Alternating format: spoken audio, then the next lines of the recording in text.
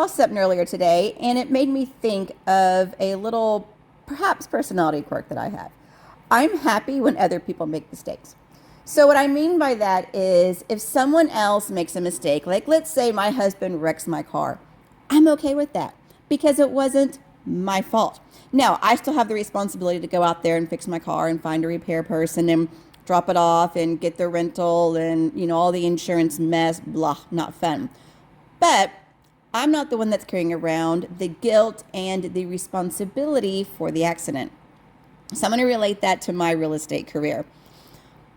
I will never coerce, manipulate, trick, twist anyone's arm to buy or sell.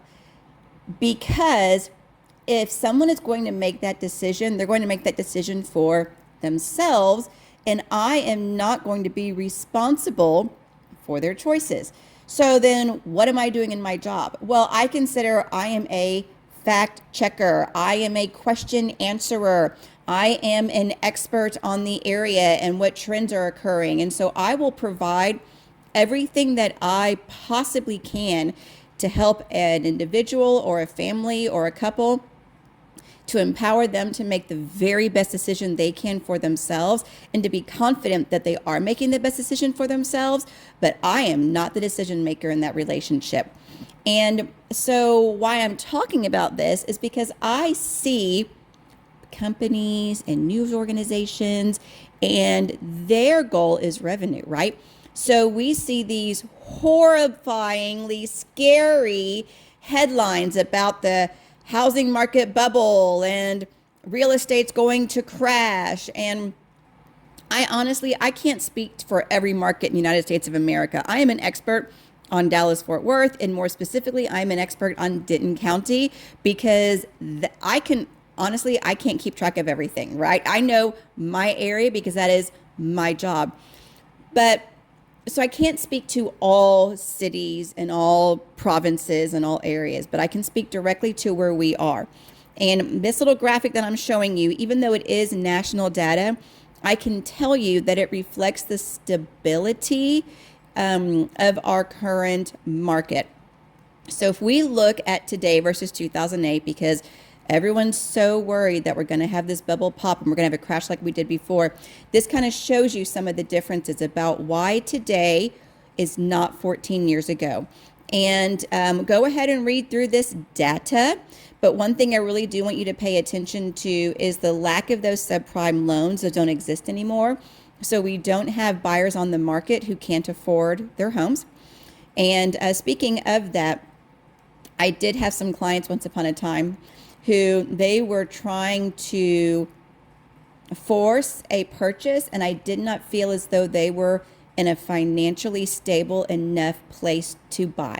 And I was very honest with them, and I basically told them that I did not think that they were going to be when people buy a home, they're looking for stability and they're hoping to generate wealth, and I felt as though this was going to be the exact opposite for them. And because they trusted me and they knew my heart and they knew my character, they listened to me. And we're still in contact. And, we're basically going to kind of reevaluate in about a year. And we're going to see where they are financially. So that's just an example of, even though subprime loans don't exist today, does that mean that it's a good decision for everyone to be a buyer?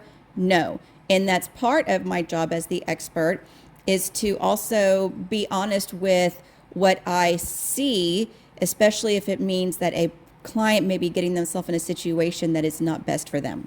Okay, that was kind of a tangent. So back to this data. Subprime loans don't exist anymore. A new construction is way down. Inventory on market is way down.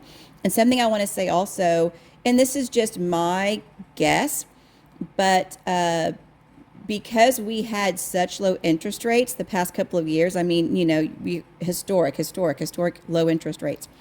There are a lot of people who, even though they don't love their home, they love their interest rate.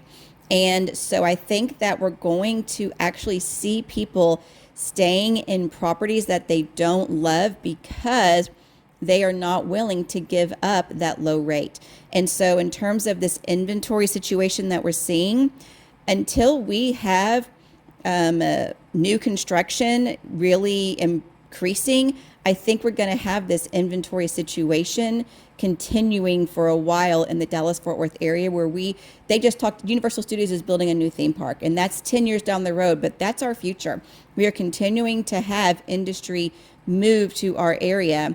And if people are going to be holding on to the homes that they currently have and we can't get new construction built up and rental prices are going to continue to go up like are being forecasted, I see this inventory problem continuing.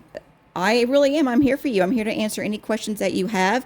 I'm here to be a resource. I'm here to be a guide. I'm here to be, the expert that you can trust. That is my goal, and that is why I am in this business.